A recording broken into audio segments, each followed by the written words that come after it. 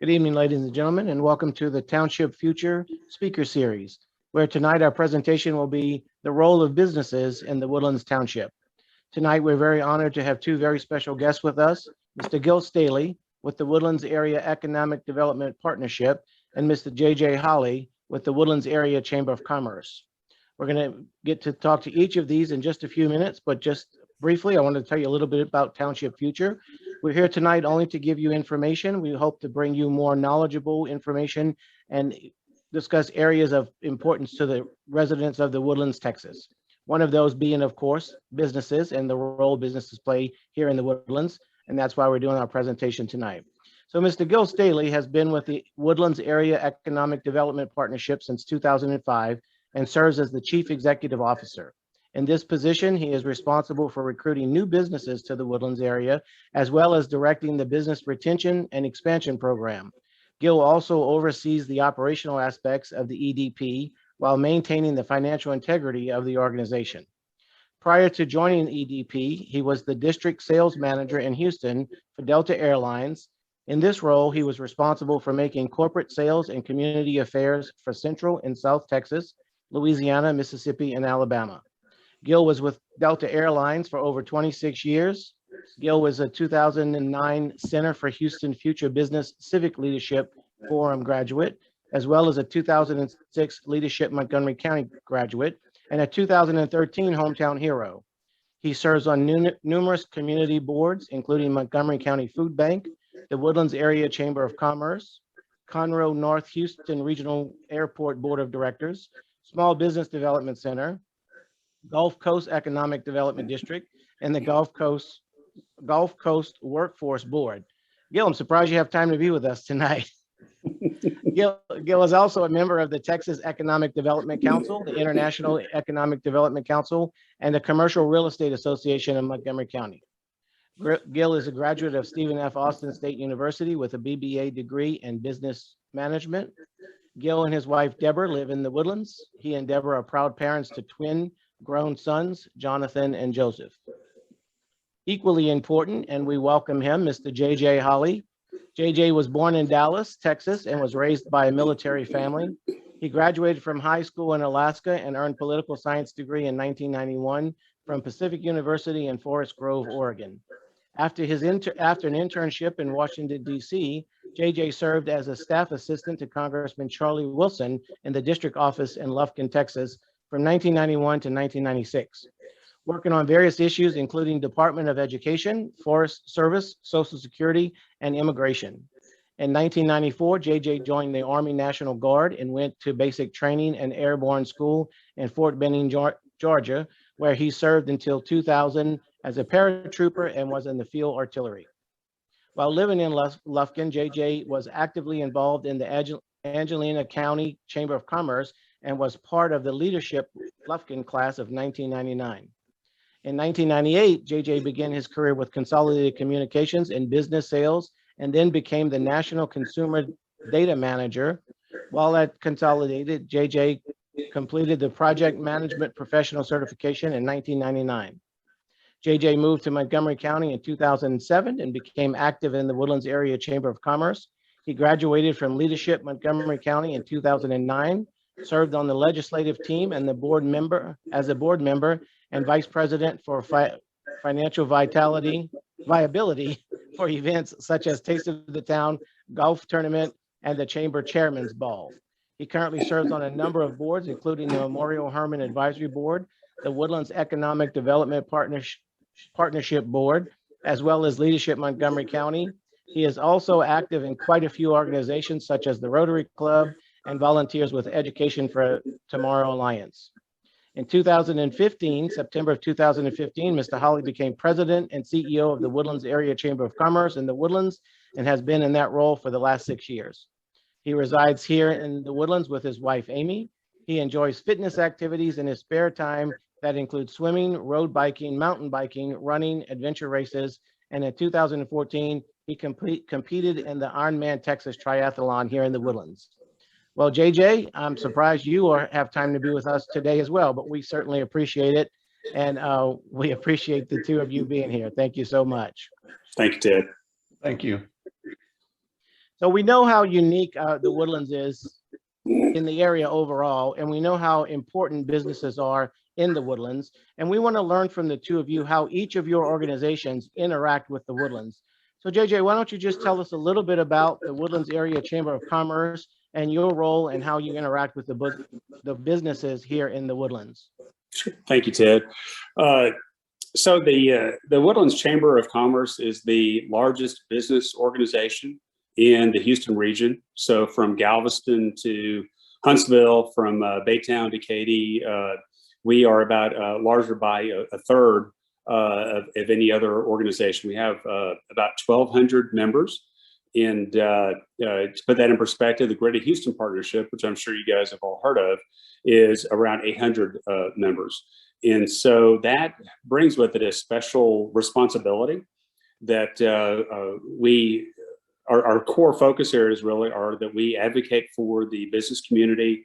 We provide marketing and a lot of people call it networking, but I think networking is a little bit transactional. So we call it connection opportunities for our 1,200 members. And we also provide resources. We like to be an educational resource for our members on issues like COVID-19, for example. We've put together a website and seminars to help businesses make it through the pandemic. And then we also support a lot of charitable causes. The Woodlands is a very affluent, very generous area. And we have over 150 nonprofits that are members. And so we try to put our members in touch with those nonprofits so that they can make us all better, make our community better. Very good. Thank you, JJ. Gil, can you take just a few minutes and tell us about the Economic Development Partnership, but tell us how it's different from the Chamber, and then tell us how you interact with the businesses in our community. Thank you very much, Ted. Well, actually, we started in 1997 as a division of the Woodlands Area Chamber. Back then, we were talking about this earlier, it was called South Montgomery County Woodlands Chamber of Commerce, and the same with us, the South Montgomery County Woodlands Economic Development Partnership. So we actually came out of the chamber and with 7 members at that time. That's what I was told, that the focus would be to retain the companies that we had. In the day of Howard Hughes, actually before that, the Woodlands Operating Company, they recruited companies here. They perhaps leased them or sold them a piece of property to build a building upon, and then they were whole. But no one was following up on those businesses. So that's what our mission was at the time, to make sure they stayed here and prospered. We've grown since then, obviously, over the many years. Now we're a full-fledged economic development organization with a separate board, totally independent 501c6, and of course a separate budget. Our mission is very simple. It is to grow jobs and capital investment in our community. And we do that by recruiting companies literally from all over the world and make sure they stay here and prosper. In fact, we have a staff person that's dedicated to that one role, and that's called business retention and expansion, to answer the call if they need us, to be supportive of them, go to the chamber, ask for their help in any issues that might impact the chamber as a whole in this community. So we work closely with our area companies to make sure they prosper. But all in all, we work very well together with the chamber, and we want to make sure that this community continues to grow with company relocations and expansions. Good, very good. Thank you, Gil. JJ, we know that the Woodlands is a very unique community and probably one of the most unique communities in the country. But other than just the community itself being unique, does the Woodlands Area Chamber of Commerce interact with the businesses in the Woodlands any differently than other chambers of commerce interact in other communities and other towns with businesses there? Do we do anything different here than they do there? Ted, you're right. You hit the nail on the head that this is a very unique area. We are a special purpose district as created by the Texas legislature, and it makes us very special and unique. And we can actually thank Gil and the development company for the Woodlands having an international brand. You know, Gil does a lot of international visits, and I never forget him telling a story about he went somewhere, I think it might have been in China, Gil, where he says, we're from the Woodlands, and the people in Shanghai said, oh, we know about the Woodlands. You know, we're aware of the Woodlands. It has an international brand. And I think just the fact that we've got 120,000 people living here, that this little community of ours started in, you know, just a little over 40 years ago, that and we've grown to this this size, but we've also got the reach that we do. And I think that takes a collaborative approach. And you can tell, you know, Gil and I work together a lot. We share members in a lot of ways, because people get different things from the chamber versus the EDP, and we're very focused on working together and collaborating. I would say one of the most unique things that we work on is our legislative and policy activities. That we have what we call our Business Advocacy Council, because again, that's one of our core functions, is to advocate for the business community. And I believe the chamber and chambers really nationally are really uniquely positioned to affect issues that, if those issues work, we work.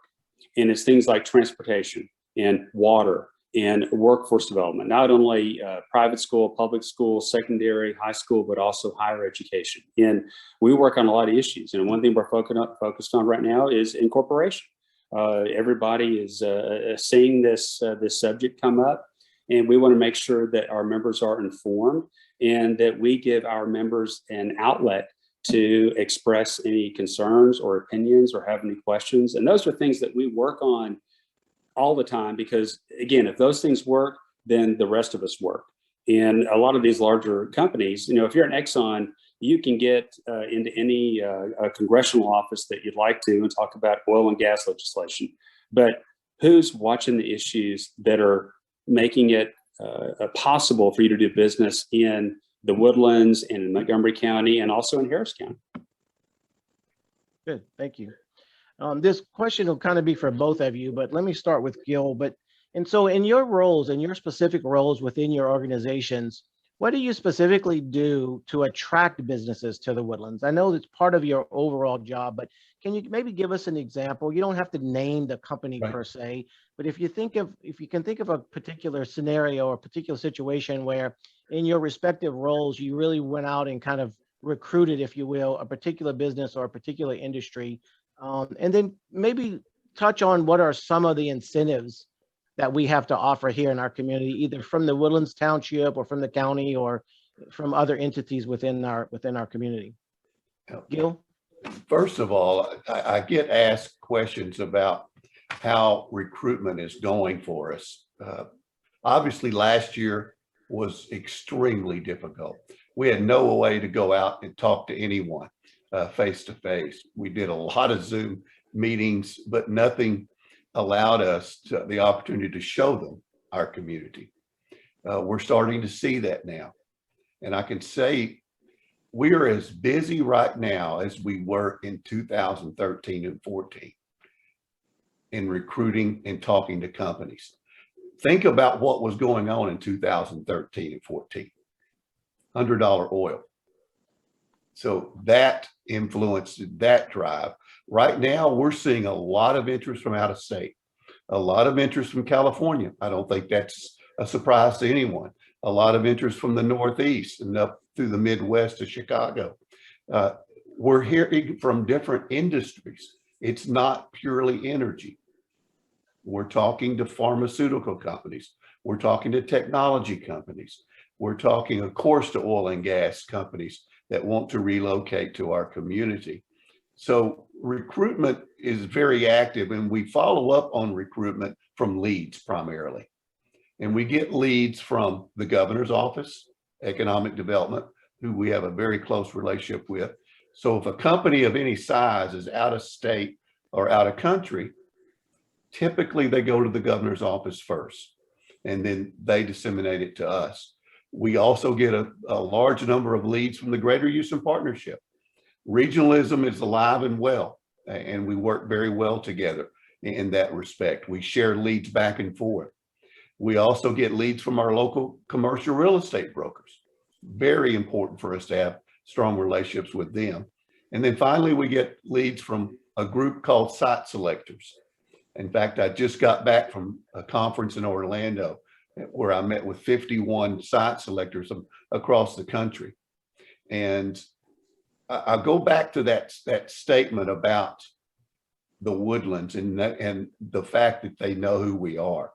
No longer do I introduce myself from the Houston region. I say I'm from the Woodlands, and they know who we are. They know we're special. They know that we are a suburb of Houston. Let's face it, if Houston wasn't here, the Woodlands wouldn't be here. That is reality. We are part of, hopefully, the third largest city soon in the United States. So we draw that energy from a very large metro area. But we also have our special amenities that no one else can offer. Livable forest, as we call it. We've said that for many, many years. We work, we live in a livable forest. That one form of our identity is out there all over the world. And JJ talked about China. They called us, I was the man from Mulan City, Mulan being wooded or forest. So they knew that it was special because of the trees and the fact that we do such a great job in maintaining that. So business recruitment is alive and well, and it's keeping us extremely busy right now. The incentives that you talked about are there, and I feel very comfortable that when the project needs help to convince them to come here, that we have local government officials that will help us out with the tax incentives. Our primary tool are tax abatements, and those tax abatements are only on improvements to real property, not personal property, not abatable. Not anything that's already on the tax rolls is abatable. So only improvements to. So you're not giving them anything because it was not there to begin with. So you incentivize them to build something or to build upon something brand new. So those are always there, but I can tell you very, very few of our projects need incentives. And that's unusual. So they're mostly sold by the time they start talking to you guys. Is that what you're saying? They know us before they even get to us, and they know that it's worth their investment to come here. The vast majority of our relocations do not require incentives. Yeah, the very big ones, they do. That's reality. I've always said, I wish no one offered incentives. I'd love to compete head to head with anyone, because that's not reality. Kind of going along with that, and JJ, I'll let you add to what Gil said, but one of the other aspects I wanted to talk about in particular kind of follows along with that. What are some of the important issues that are important to businesses when they're deciding to relocate? I get that you guys go out proactively and maybe go court somebody and sweet talk them, but what is it that they're looking for? Is it taxes, like favorable tax scenarios? Is it the stability in the area? Is it amenities for their employees? What is it that businesses are looking for? I know we have it to offer, but tell us what they're looking for. Well, I can say the number one factor in a corporate relocation, number one, is a well-educated workforce and the availability of educated employees, because the types of jobs that we attract fit our assets. Our assets are all the office buildings that we have primarily. So we go after those professional jobs that require educated employees. So we're very fortunate that we're a very educated community. The workers here, on average, the residents, on average, that are able to work are at that age, over 62% have at least a bachelor's degree. That's unheard of. And so we use that to our advantage. I can also say, of course, we talk about quality of life, but I can go against any of my counterparts across the US. Every single one will say they have the best quality of life. Every single one. So unless they visit here, that's hard to sell, because no one is going to say they have a poor quality of life. So we don't use that very often because you have to come here and see it to believe it. JJ, does some of that come a little different from your perspective, from the chamber's perspective, rather than the EDP, or do you kind of see it the same? And I think you shared once before, Gil talked just a minute ago about the education, the 62%, but I think you had some pretty interesting information about, just the education level overall and how that's attractive to employers. Can you touch upon that a little bit? Sure, Ted. I think, we look at how we attract businesses. Gil is definitely our lead dog in that hunt. He goes out and what we always talked about is Gil goes and lands the whale. We make sure the water is good and allows the whale to thrive in that environment. And that's where I go back to all the advocacy things that we do, literally about water, roads, things like that. And then another thing we work on is we have a tremendous advantage and Gil will probably mention or expand on this later, but our healthcare community. It has finally become, it has overtaken oil and gas in becoming the largest segment of employers in the Woodlands area. And that's a huge deal. And when we look at, they can't become the size that they are, and we refer to ourselves as Medical Center North, but they couldn't do that unless they have the workforce. And one of the things that we all work together on is helping Lone Star College get a Bachelor of Nursing program, because we all know we have a shortage of healthcare workers, but especially in the nursing profession. I don't know what the ratio is, but I would guess it takes 4 to 5 to 6 nurses for every 1 doctor that we need in the hospitals. The other thing is that we believe diversification is really, really important to our economy. We saw in the mid 80s how a single threaded economy could really be hurt whenever oil and gas goes through a down cycle. So one thing we've worked together on, we have oil and gas, we have healthcare, we have financial services, but another big proponent or component of that is innovation. And George Mitchell purposely named Technology Forest and Research Forest Boulevards. And that was, and he started HARC, Houston Advanced Research Council. So there's already a technology innovation kernel of employment here, but we'd like to see that grow into one of our top 4. And we see things like that happening in Texas with a lot of the California companies moving in, Google, Tesla, Amazon, et cetera. And we want that business here in the Woodlands as well, because it just helps us diversify, and we have all that highly educated workforce. And again, that just helps our economy. Mm-hmm. Good. We talked a little bit about, kind of bringing the businesses in, and JJ, you talked a minute ago about all the support mechanisms that the chamber provides. But can you tell us, are there any specific assistance programs or any specific assistance that the chamber gives to struggling businesses? I mean, can you just direct them somewhere or give them some assistance? How does that work if a business in our community is starting to struggle a little bit? If you're struggling, call us. Not only are there some great federal programs that are available, the Small Business Administration is a very important partner to us. And I'm sure everyone has heard about the PPP loan program. Hopefully a lot of us were able to take advantage of that. But in a non-pandemic normal crisis type of year, there are programs called the EIDL, which is an emergency disaster program, and we're in hurricane season now. I encourage everybody to be prepared.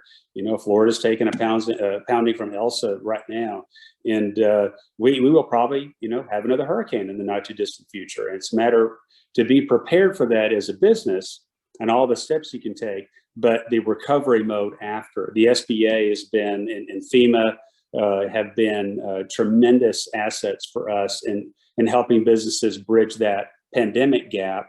But then we also have a lot of members, and we offer seminars on how to market your business, how to create a business plan, how to do QuickBooks, how to use social media, human resource policies. If you've got 3, 4, 5 employees, you need to know what you can and can't say, even during an interview or during a performance evaluation. So there is a wealth of information out there. And in fact, one thing we're going to work on, and we'll announce soon, so you guys are getting a sneak peek at this, is we will have a business summit in early November, where we will take that seminar approach. We'll make it into one big day so that businesses can come together and learn all those things to help their business get better, but also have some great connection opportunities as well. So we hope to get hundreds of people at a venue and talk about how their business can be better. Good, very good. But it seems like you both have a lot of great programs for businesses, attracting new businesses and getting them here, and then kind of helping them be sustainable, I guess, or help them sustain themselves as they go along. I want to shift gears for just a bit here, Gil, and I'm just wondering, does the EDP maintain data, any sort of data on the number of businesses that come to the Woodlands area, and what's the financial impact that the businesses bring to our community? Can you talk a little bit about that? We pay a lot of attention to our employers and where their job numbers are. That is probably one of the top indicators of a community's economic viability. Is are jobs growing, or they laying off, or they staying status quo? I can tell you for a fact that we now, as we reported at the Chamber's Economic Outlook Conference earlier this year, that we have 84 major employers in the Woodlands now. Non-retail, and I have to always say this, not that we don't appreciate what retail does for job creation. They're vitally important, but our mission is to create and retain primary job creators. That's what lends itself to the vitality that we see here. And so those 84 companies have almost 39,000 jobs, as we reported, 39,000. We know for a fact in the Woodlands, just within our boundaries, there's about 66,000 jobs overall. And that's from your dry cleaners to Occidental. So it runs that. So those 84 companies are vitally important. And so we pay very, very close attention to their growth. We reported for the first time, I was ready to present the report that says we lost jobs for the first time since 1974, but we didn't. We actually reported a gain in jobs in the worst economic downturn in our community's history ever since 1974. The pandemic caused undue stress with a lot of employers, especially retail. And for that, we're very, very sorry. But overall, we actually gained jobs. Mm-hmm. Not a lot. It was below 200, but collectively we gained jobs. And JJ talked about healthcare. They took off. And there's the strong #1 now by a stretch, by almost 10 points to #2, which is now education. Very important note there. Education and healthcare are the top 2 employers in the Woodlands. #3 now is energy. So they dropped dramatically over those last few years, but certainly did last year, as we all know. So we keep very close ties to those groups to keep up with the numbers. We know for a fact that through assessments that the non-residential entities, businesses, their assessed value collectively is $6.7 billion. That helps tremendously to us as residents to keep our taxes low. that we can count on that group paying their share of taxes and keeping our residential low. Sure, residential assessments are considerably higher. They're about 16 billion resident wise. So the Woodlands itself has about $23 billion in assessed value that taxes are paid upon. So they play a huge role. That's not counting what they help us with on hotel motel taxes. Most of our visitors are from the corporate. It's coming back. Last year it was an anomaly, obviously, but we know that hotel motel tax is generated more often than not by businesses. And so that's a huge benefit to our government, to the Woodlands Township and their operating budget. Sales tax, you've got the sales and use tax. Sales tax has two components to it. The use side is primarily businesses that contribute to the sales tax. Lease agreements are taxable. You pay on that. Or construction on buildings is taxable. That can be attributed again to the tax base through sales and use tax. Land, mineral exploration, energy exploration is the use side also. So businesses do play the role, and we're very thankful for that. I know I am, as a resident, that we have them here to support us, the overall operating budget of our Woodlands Township. And I know they appreciate it very, very much.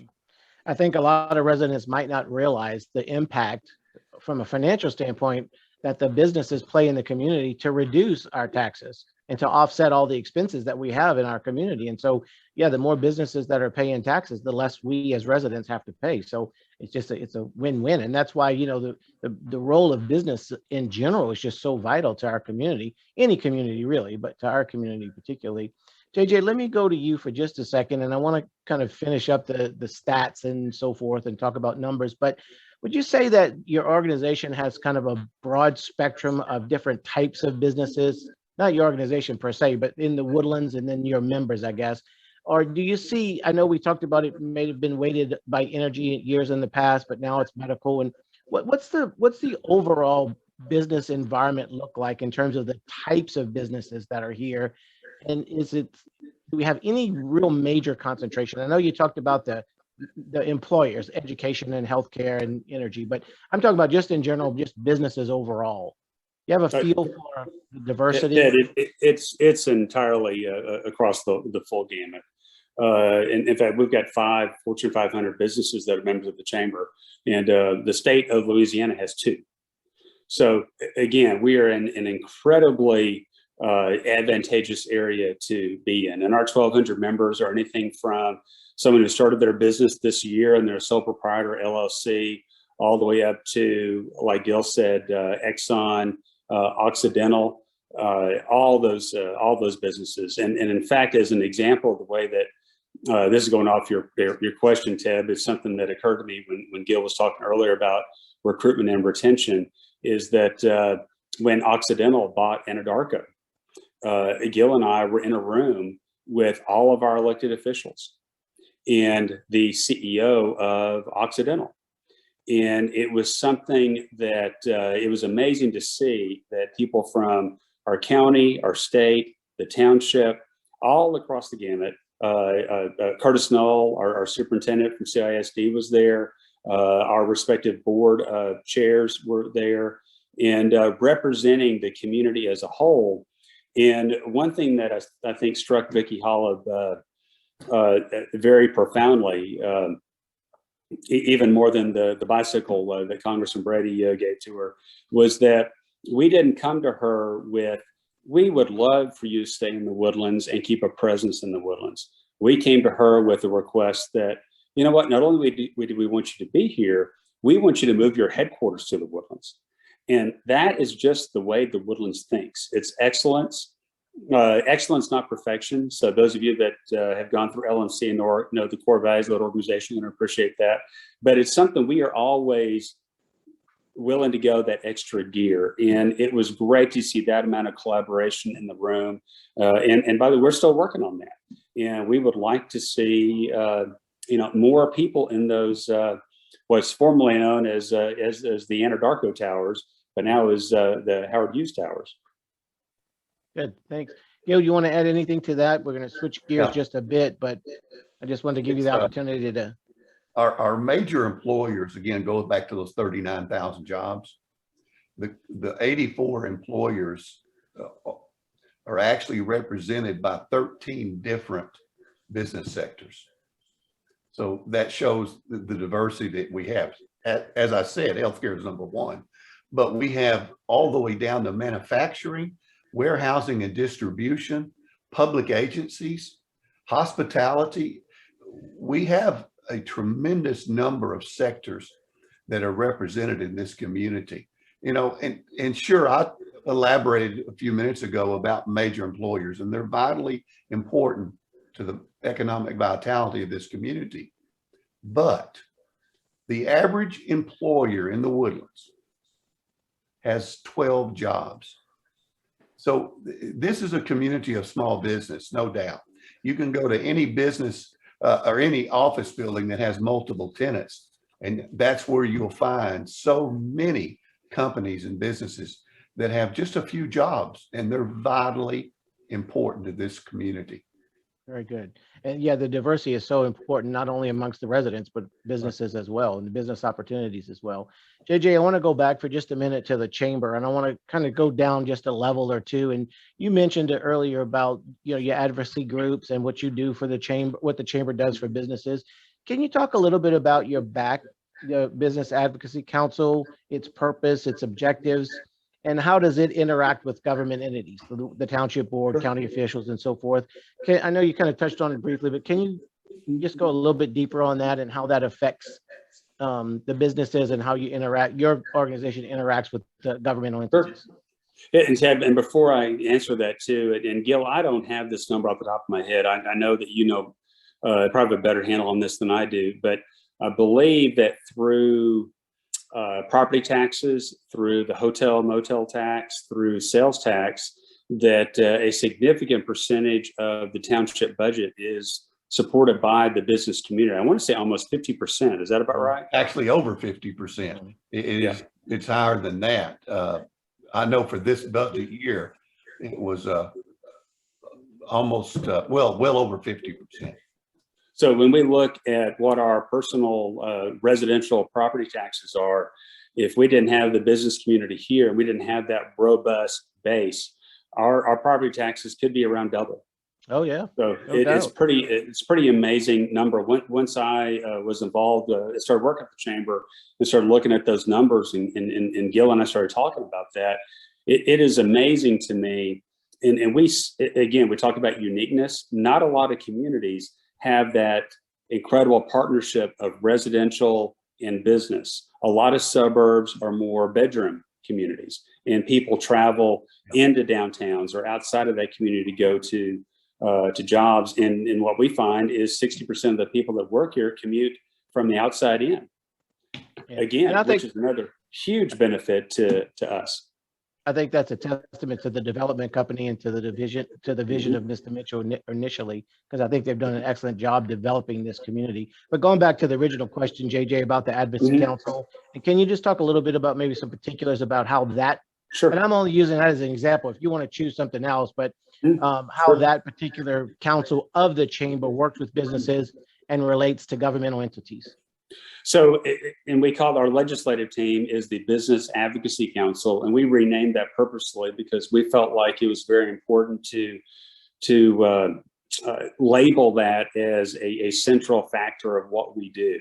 That when we need to look at policies, we look at it from the lens of a business person and how this is going to affect our business community, but we also live here as well. So there are very few times where I've seen where we have a policy question and it is opposite of what would help out the residents.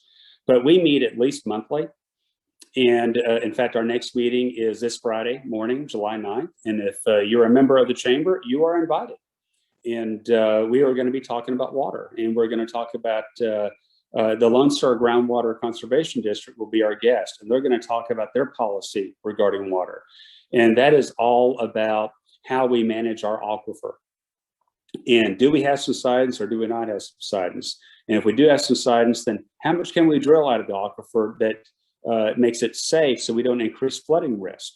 Again, we all know we're going to have the occasional hurricane that comes through, and we have to be careful about how we manage drilling out of that aquifer and taking out that groundwater, and see how that's going to impact not only our water supply, but also the ability to control flooding. So that's just one issue that we're talking about. And we have, like I said, we have that meeting every month, and we talk about at least water or transportation or workforce development. And again, I'll bring up incorporation because that's going to be a big part.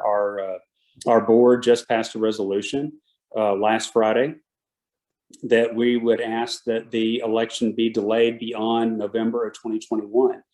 And our thought, we had a meeting on it today with our back leadership team. And one of the things we strongly feel is that this is an issue that is so important that there is such a wealth of information out there. It'll take you months to go through all of it and look at the website, but that we only get one shot at this. If we vote to incorporate, there is no going back.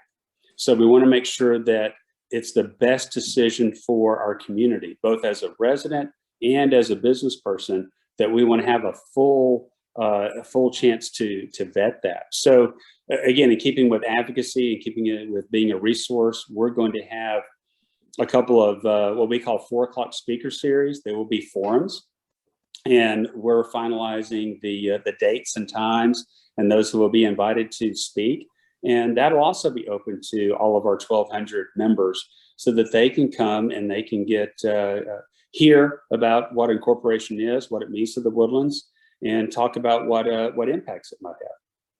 Very good. Thank you. Let me just go to Gil for just a second, kind of as a follow-up to that. Right. Gil, does the EDP, or how does the EDP, I guess, if at all, advocate for businesses as it relates to dealing with local governments or other businesses within the community? Do you guys have any sort of advocacy council or help or anything like that for your members? We do. In fact, what we try to put together are various forums directly with a company, and we try to go as far into a company as we can, starting with the types of jobs. For example, we're hosting a forum for those professionals that manage this abundant amount of office space. Facility managers. Entergy, Texas will be our speaker.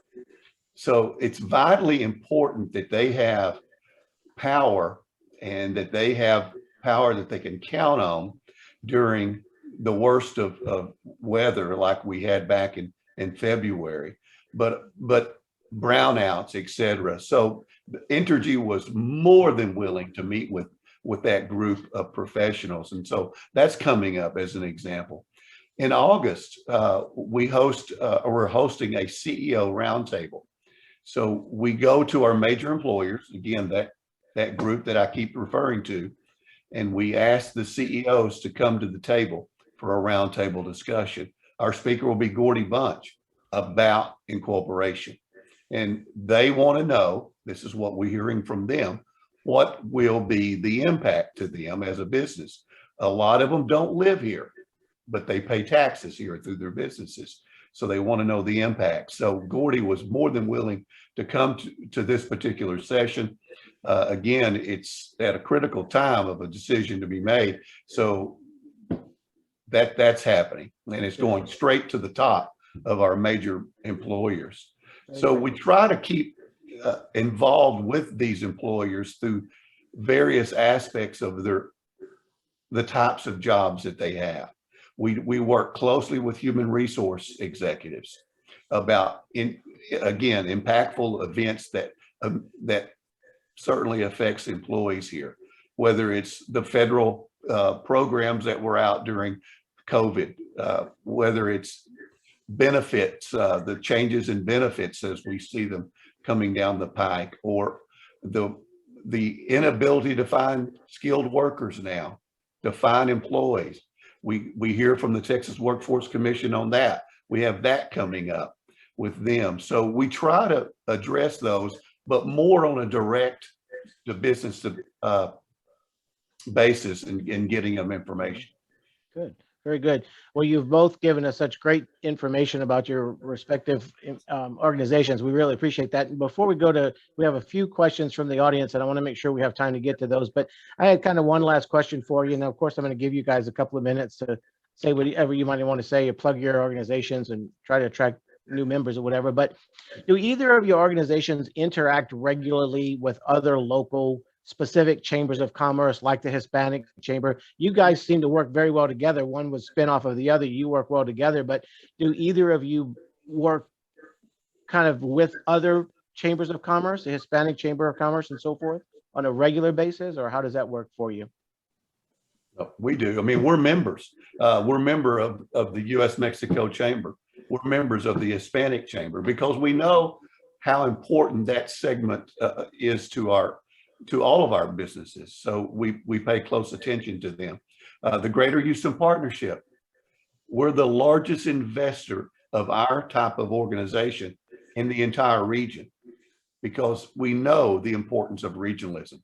Our board understands that, and they accept that regionalism is absolutely critical to the success of both sides. So we work closely. We have a organization called the Houston Region Economic Development Alliance that meets regularly. So we talk, even though we're competitors, we talk to each other often on issues that impact us, perhaps at the state level, perhaps at the federal level, or even local.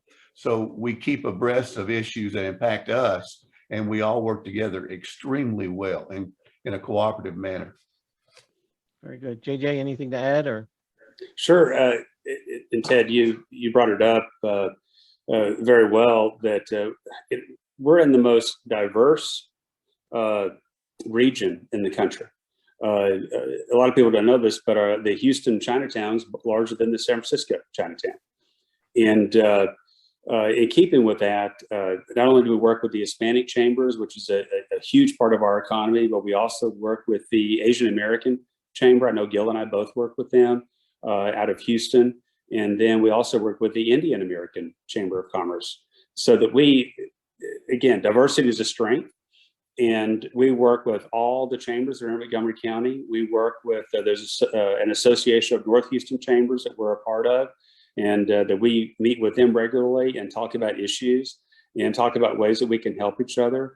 We partner with the Greater Houston Partnership on different things. So it's something where I think we're very, very fortunate that we all have these tremendous working relationships, and we're all focused on making this area better because rising tide certainly raises all boats.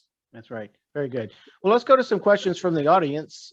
Thank you both very much, and we'll come back to you in just a minute. But I know Walter has a few questions that came in, and we want to make sure we get to those before we run out of time. All right, Ted, we have questions. You all, both Gil and JJ touched on this topic, but the Woodlands has an international brand. I'd like to hear what we are known for other than trees. Well, you know, what I was referring to, that did play a role, that how wooded we are and how protective we are of the green space over the many, many decades. But going back to what I was saying earlier, the types of jobs and companies that we attract is global. And companies that are represented around this world show that this is a great place to do business. So that helps tremendously. We've got companies, again, from Asia, from Europe, from South America, to all over North America that are represented now in our community. So that helps tremendously in our brand awareness, that their own employees are expats and that they tell such a great story about living and working here, and they don't want to leave. I've talked to so many over the years. They would love just to stay here and enjoy this community. I don't know if that answered the question, but that was a good try. Yeah. A good try. JJ, do you have anything to add to that? I think we're also known for our educated workforce, and Gil has already done a great job of touching on that. It's that we have a very sustainable, very ecologically sound area, and I think when you're looking at other companies, especially those out of Europe, that they look at that as a great advantage. And then, like I said, our educational attainment is something that's very well known and is key. Thank you. All right, two questions that one of which deals with incorporation. What impact, if any, would incorporation have on recruiting new companies to the Woodlands? Gil, I guess that may be your question. You know, incorporation as a just purely incorporation would, you know, we're competing against cities every day that are fully incorporated. So it's not the issue of being incorporated. I think ultimately what we hear is how much will that cost us as a business? We hear that over and over from our employers. Just simply give us the numbers of what to expect in fulfilling that entity of becoming a city. The fact of being incorporated, absolutely. We compete against those every day. And so that shouldn't be impactful at all or any different than what we are today. JJ, you want to chime in? I think it's for us, the chamber as an organization, when we look at, we don't have to incorporate, don't have to make a decision until the year 2057. We just want to make sure that we are allowing enough time for all of our members to understand the issue. And to be honest with you, Walter, I don't think we have a really good handle because it's such a complicated issue that we need some time to look at it. And that's why we're going to hold those forums and other educational opportunities so that people can understand it. Thanks. Here's an interesting question.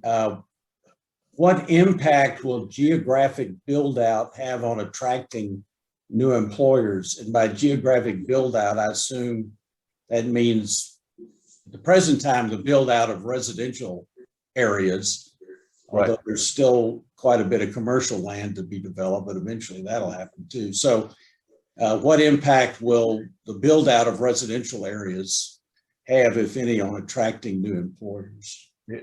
And what we're hearing is it really won't have that much of an impact because you can point in any direction and see a number of master plan residential communities going up.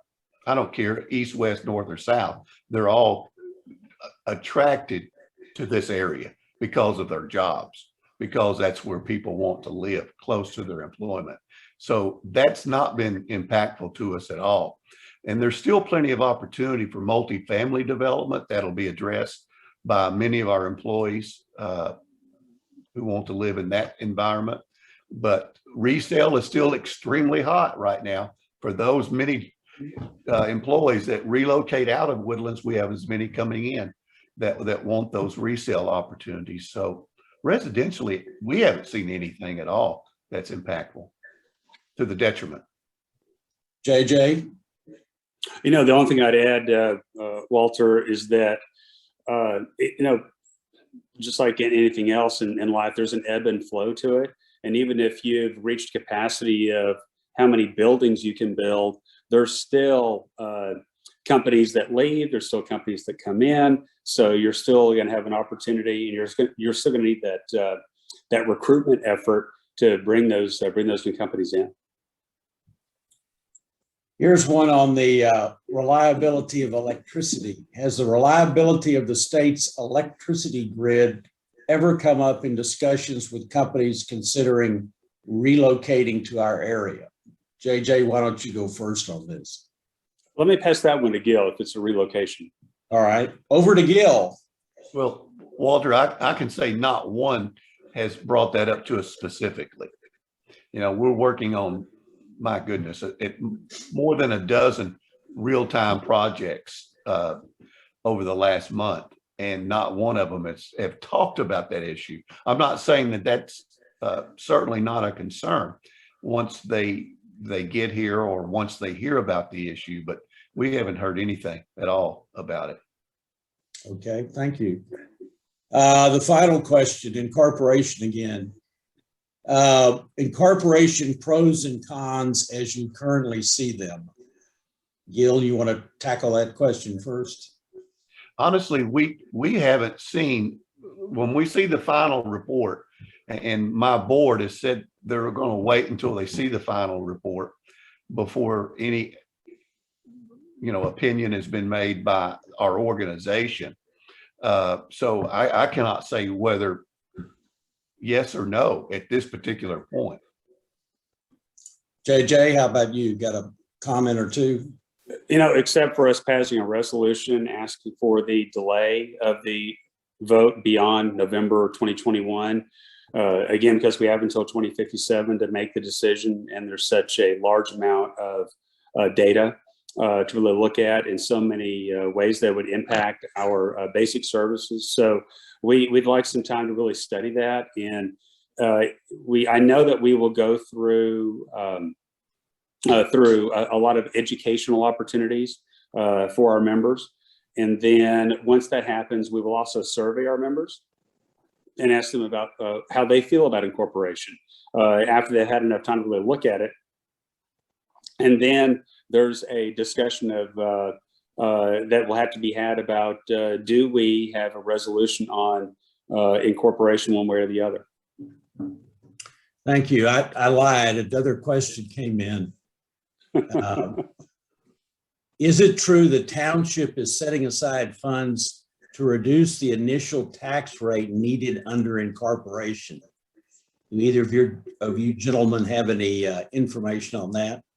Township setting aside funds to reduce the initial incorporation tax rate. I've heard some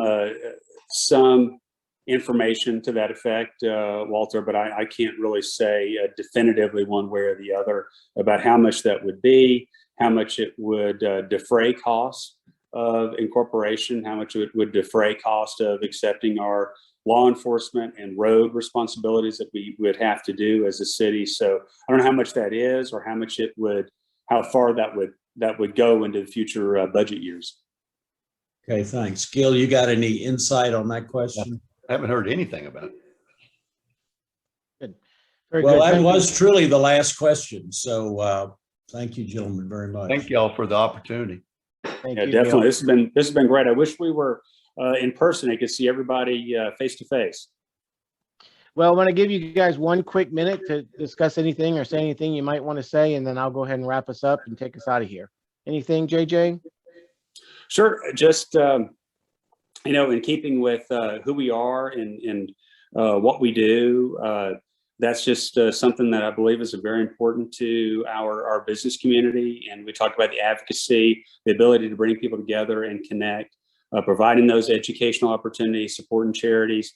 And one thing I would be remiss about mentioning is we have our annual celebration end of the year, because the end of our fiscal year is August 31st. And we have our Chairman's Ball, which will be held at the Marriott. It'll be the first big post-pandemic event. And we expect our usual crowd of 600 or 700 people to come and enjoy a great evening, celebrate the year, celebrate Linda Nelson as our outgoing chairman of the board, and also Jeff Garrett, who is with CP Ken, who wasn't able to have a chairman's ball last year because COVID got us. We'll be celebrating both of them, and it's August 21st at the Marriott. It's going to be a great event. So hope to see everybody there. Good. Gil? Ted, thank you again for the opportunity, and Walter as well. We appreciate it, and the opportunity to discuss the importance of businesses to our community and to our residents. I'm proud to always, when I go to a township board and look at that logo that's displayed behind them, a major part of that logo are those office towers that are occupied by businesses. And so that tells you a lot, that the township believe that businesses do play a role in this community's success. And for that, I'm very grateful for the sake of our organization, but also for the economic vitality that we enjoy. Well, good. Thank Thank you you very both. Thank you both very much for once again just letting us know the importance of businesses in our community. We feel it every day. We see them every day, of course, but thank you both for your time. I know you're both very busy and we really appreciate it.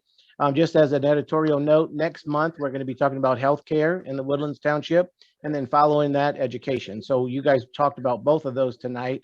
So those are two topics that we're going to be coming up with for our future speaker series presentations. So if you don't mind, go to townshipfuture.org. If you're so inclined to support us, we would certainly appreciate it.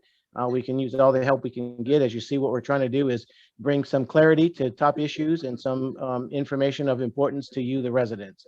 So thank you for joining us tonight. We really appreciate it, and we hope you have a good night.